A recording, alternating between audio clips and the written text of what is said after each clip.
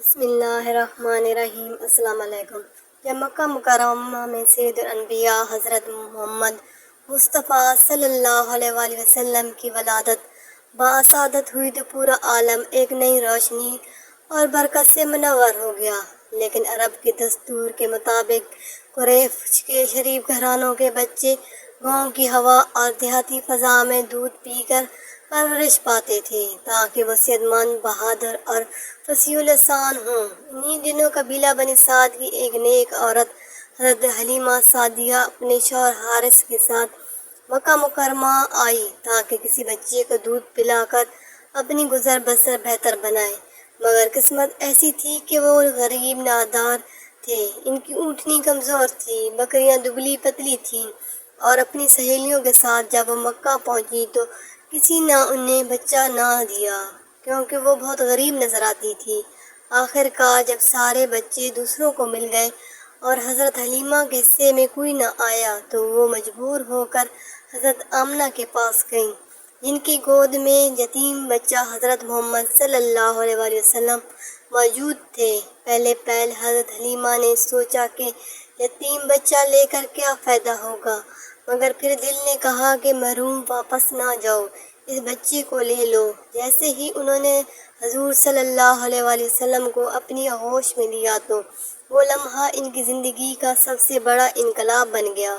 حضرت حلیمہ بیان کرتی ہیں کہ جیسے ہی میں نے محمد صلی اللہ علیہ وآلہ وسلم کو گود میں لیا، میری سوکھی چھاتی میں دودھ اتر آیا، اور نہ صرف حضور صلی اللہ علیہ وآلہ وسلم نے پیٹ بھر کر دودھ پیا بلکہ ان کے رضاعی بھائی نے بھی سیر ہو کر دودھ پیا۔ وہ رات پہلی رات تھی جب میرا بچہ اور محمد صلی اللہ علیہ وآلہ وسلم دونوں سکون کی نیند سوئے، ورنہ پہلے میرا بچہ بھوک کی وجہ سے رات بھر روتا تھا۔ اگلی صبح جب ہم نے اپنی سواری پر سوار ہو کر قبیلے کی طرف واپس جانا چاہا تو ایک نیا معجزہ رونما ہوا۔ میری سوکھی دبلی پتلی اونٹنی یکدم تیز اور طاقتور ہو گئی، اور جب ہم چلنے لگے تو وہ قافلے سے آگے آگے دوڑ رہی تھی۔ سب ساتھی حیران رہ گئے اور کہنے لگے، اے حلیمہ، کیا یہ وہی اونٹنی ہے جو کل تک لاغر اور ناتون تھی؟ یہ کیا ماجرا ہے؟ حلیمہ دل ہی دل میں جان گئی کہ یہ سب کچھ اس بچے کی برکت ہے جو میری گود میں ہے۔ جب ہم گاؤں پہنچے تو کمال یہ ہوا کہ جہاں ساری عورتوں اور مردوں کے جانور بھوکے پیاسے اور کمزور تھے، وہاں میرے جانور ہر روز چراگاہ سے بھرے پیٹ واپس آتے اور ان کے تھن دودھ سے لبریز ہوتے، حتیٰ کہ لوگ اپنے چراہوں کو کہتے کہ جہاں حلیمہ کے جانور چرنے جاتے ہیں تم بھی اپنے جانور وہیں چراؤ، شاید ہم بھی کچھ برکت نصیب ہو۔ لیکن حقیقت یہ تھی کہ وہ برکت زمین کی نہیں بلکہ آغوش حلیمہ میں پلنے والے محمد صلی اللہ علیہ وآلہ وسلم کی ذات سے تھی۔ چند دنوں میں ہی حضرت حلیمہ کا گھر خوشحالی اور سکون سے بھر گیا، غربت و تنگ دستی کی جگہ برکت اور راحت آ گئی۔ حضور صلی اللہ علیہ وآلہ وسلم بچپن ہی سے اپنے پاکیزہ اور منور تھے، ہر کوئی انہیں دیکھ کر محبت سے کھنچا چلا آتا۔ حضرت حلیمہ اور ان کے شوہر حارث دونوں جان گئے تھے کہ یہ بچہ عام نہیں بلکہ خاص ہے۔ حضور صلی اللہ علیہ وآلہ وسلم کی پرورش حلیمہ کے گھر میں نہایت محبت و ادب سے ہوئی۔ آپ صلی اللہ علیہ وآلہ وسلم بچپن ہی سے سیدھے، خوش گفتار اور خاموش طبیعت والے تھے۔ دوسرے بچوں کی طرح ضد یا شرارت آپ صلی اللہ علیہ وآلہ وسلم کی عادت نہ تھی، ہمیشہ سکون اور نورانی کیفیت میں رہتے۔ حلیمہ جب بھی انہیں دیکھتی تو دل کی گہرائیوں سے شکر ادا کرتی۔ ایک دن کا واقعہ ہے کہ جب آپ صلی اللہ علیہ وسلم اپنے رضاعی بھائی کے ساتھ کھیل رہے تھے تو دو فرشتے آئے۔ انہوں نے آپ صلی اللہ علیہ وآلہ وسلم کو زمین پر الٹایا اور آپ صلی اللہ علیہ وسلم کے سینہ مبارک کو چاک کر کے دل کو نکالا، پھر اس سے ایک سیاہ نقطہ نکال کر فرمایا، یہ شیطان کا حصہ ہے۔ اس کے بعد دل کو زمزم کے پانی میں دھو کر واپس رکھ دیا اور سینہ مبارک کو بند کر دیا۔